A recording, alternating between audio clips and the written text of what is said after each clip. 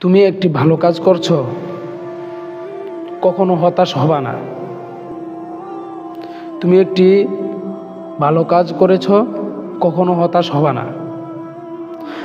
যদিও দুনিয়ার মানুষ একদিকে, তোমার এই ভালো কাজটা আরেক দিকে, তাহলে মনে করবা এই কাজটাই তোমার জন্য উত্তম।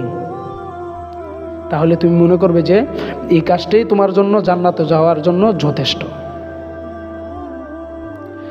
শুধু তোমার জন্য একটি কাজ, সেটা হলো তুমি ধৈর্য ধরো।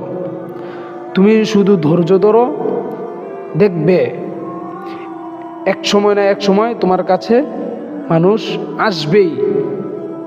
যেমনটা তুমি লক্ষ্য করলে বুঝতে পারবে যে আমাদের রসুল সাল্লাল্লাহু আলাইহি ওয়াসাল্লাম তিনি তিনার জীবদ্দশায় তিনি নবুয়ত পেলেন, তখন তিনি একজন ছিলেন।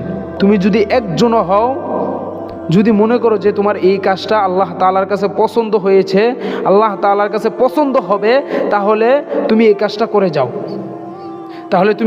করে যাও। তোমার বিরুদ্ধে সকল মানুষ চলে যাবে, তা পরোয়া করার কোনো টাইম নেই, পরোয়া করার কোনো টাইম নেই। আল্লাহ তাআলাকে তুমি প্রাধান্য দিবে, আল্লাহ তাআলার প্রত্যেকটা বিধিবিধান তুমি মেনে চলবে।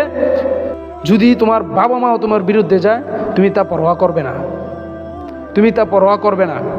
তুমি তোমার সঠিকটা বলে যাইবে, তুমি তোমার সঠিক পথে চলবেই। দেখবে এক সময় না এক সময় এই ভুল ত্রুটির মধ্যে যারা ছিল, তারাই এক সময় না এক সময় তোমার এই ভালো পথে চলার জন্য অগ্রসর হবে।